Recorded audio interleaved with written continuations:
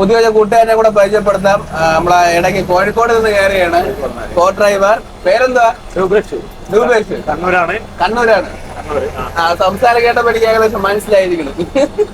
കാസർഗോഡ് ഇടത്തോട്ട് മംഗലാപുരം വലത്തോട്ട് അല്ലേ? നമുക്കിനി പോകേണ്ടത് മംഗലാപുരം. കാസർഗോഡ് 2 ബസ് സ്റ്റാൻഡുണ്ട്.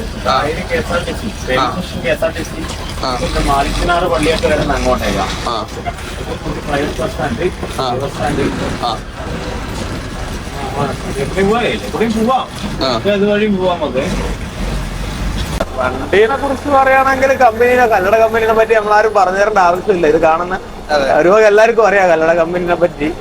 പ്രത്യേകിച്ച് നമ്മളൊരു ഇൻട്രഡക്ഷന്റെ ആവശ്യമില്ല കമ്പനീനെ പറ്റി. ഇവിടെ ഈ ഭാഗത്തേക്ക് അങ്ങനെ രാവിലെ അധികം വണ്ടികൾ ഉണ്ടാവാറില്ല. കൂടുതലും വണ്ടി രാത്രി ടൈമുള്ള. അത് ശരിയാണ്, രാത്രിയാണ് ഇപ്പൊ വണ്ടികൾ മൊത്തം ഇറങ്ങിയിട്ടുള്ളത്. ഭയങ്കര ട്രാഫിക്. നൈറ്റ് ലൈഫിന്റെ ഭയങ്കര ഒരു സംഭവമാണ്. ഉപ്പളയൊക്കെ എത്തിക്കഴിഞ്ഞാല് രാത്രി കണ്ടു കഴിഞ്ഞാൽ നമുക്ക് തന്നെ പകല് പോലെ ആയി ഇപ്പൊ നൈറ്റ്. ഇവിടുത്തെ കണ്ടീഷനിൽ ഉപ്പളയിലൊക്കെ രാത്രി കാണുന്ന സിറ്റുവേഷൻ വെക്കുമ്പോ രാവിലെ ഉള്ളതിനെക്കാട്ടി ഇല്ലേ പകലിനെക്കാട്ടി ആള് രാത്രിയാ ഉപ്പളയൊക്കെ ഉള്ളത്. ഇപ്പത്തെ ഇവിടുത്തെ അവസ്ഥ ഒരു വക എല്ലടി ഇവിടാന്നല്ല, ഒരു വക എല്ലടി ഒക്കെ തന്നെയാണ്. രാത്രിയാണ് ഇപ്പൊ എല്ലാരും പുറത്തിറങ്ങുന്നത്.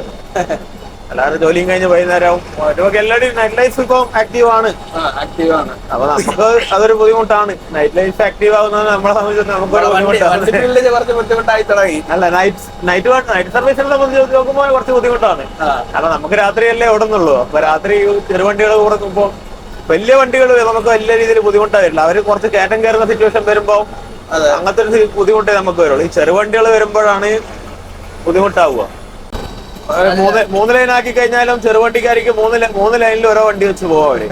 അവര് വണ്ടി വിട്ടതിന് ശേഷം ആലോചിക്കുക, വണ്ടി ഓടിച്ചോണ്ട് ആലോചിക്കുക എവിടെ പോണം എന്ത് ചെയ്യണം എന്നുള്ള ആലോചനയിലായിരിക്കും അവര് വണ്ടി പോവുക.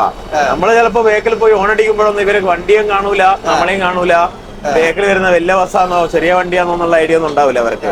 അവര് പെട്ടെന്ന് എന്നിട്ട് ഒരു നോട്ടത്തിൽ വണ്ടി കണ്ടു കഴിഞ്ഞാൽ പിന്നെ പെട്ടെന്ന് ബേജാറായി പോകും. കുറെ നമ്മൾ എന്നും കാണുന്ന ഈ കാഴ്ച. പെട്ടെന്ന് വണ്ടി നമ്മൾ വാസ് ചെയ്ത് ഓണടിച്ച് ബ്രേറ്റ് ആക്കിയാലെന്ന് ഇവര് ചിലപ്പോ ശ്രദ്ധയിലേക്ക് പെടൂല.